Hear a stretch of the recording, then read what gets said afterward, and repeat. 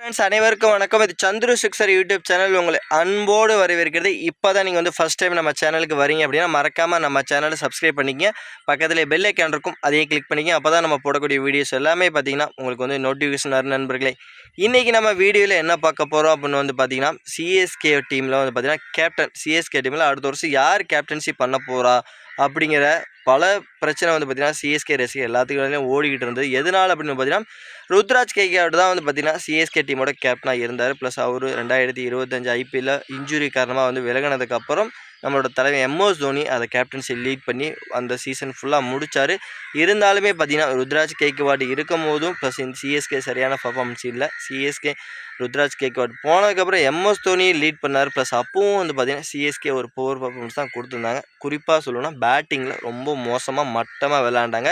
Plus அப்போ அதுக்கப்புறம் 2-3 youngster உள்ளே கொண்டு வந்தாங்க சிஎஸ்கே கடைசி கட்டத்தில். ப்ளஸ் அவங்களோட பர்ஃபார்மன்ஸ் நல்லா பண்ணனால ஒரு 2-3 மேட்சஸ் சிஎஸ்கே ஜெயிக்க முடிஞ்சதை தவிர மற்றபடி சிஎஸ்கே இந்த 2 வருஷம் சொதப்பியிருக்காங்க. அப்புறம் ருத்ராஜ் கேக்வாட் இதனால் பார்த்தீங்கன்னா சிஎஸ்கே டீமில் இனிமேல் கிடையாது. இந்த வருஷத்துலேருந்து அவர் வேறு டீமுக்கு அனுப்ப போகிறாங்க. இனிமேல் சிஎஸ்கே டீமில் இவர் கிடையாதுன்னு பல வதந்திகள் வெளியாகிட்டு இருந்தது. ப்ளஸ் அந்த வதந்திக்கெல்லாம் முற்றுப்புள்ளி வைக்கும் வகையில் பார்த்தீங்கன்னா சிஎஸ்கேவோட முக்கியமான ஒரு பிளேயர் எம்எஸ் தோனி பார்த்தீங்கன்னா ஒரு கருத்து சொல்லியிருக்காரு. அவர் ஓப்பன் ஸ்டேட்மெண்ட்டே கொடுத்துட்டாருங்க.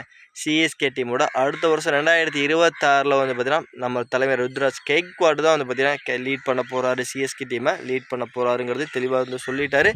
ப்ளஸ் 2 வருஷமாக எங்கள் டீம் மோசமாக விளையாண்டுருக்கு. ப்ளஸ் அந்த ஒரு இதை நானே ஒத்துக்கிறேன். ப்ளஸ் அதுக்கெல்லாம் அந்த பேட்டிங் இப்போ தான் பிரச்சனையாக இருக்குது. அதுக்கெல்லாம் சரி செஞ்சுக்கிட்டே இருக்கோம், கொஞ்சம் கொஞ்சமாக சரி செஞ்சுக்கிட்டே இருக்கோம்.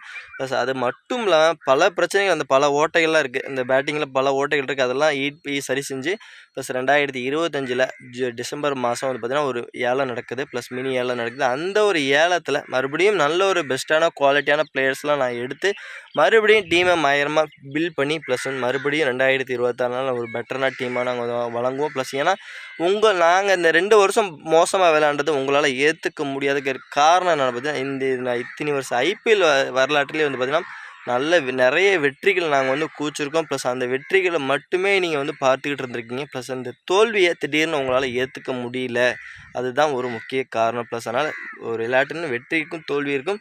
ப்ளஸ் ஆனால் நீங்கள் வெற்றியே அதிகம் எங்களை டீமை வச்சு பார்த்ததுனால தோல்வியை திடீர்னு பக்கம் உங்களால் ஏற்றுக்க முடியல, அதுதான் அந்த ஒரு பிரச்சனைக்கு முக்கிய காரணமாக இருக்குது. ப்ளஸ் அதை நானே ஒப்புக்கொள்கிறேன். அதனால் இந்த வருஷம் 2026 ஒரு பெட்டரான டீமோட நாங்கள் சிஎஸ்கே இறங்க போகிறோம். ருத்ராஜ் கேக்வாட் தான் டீமை லீட் பண்ண போகிறாங்க. தெளிவான ஒரு ஸ்டேட்மெண்ட் பார்த்தீங்கன்னா எம்எஸ் தோனி கொடுத்துட்டாரு.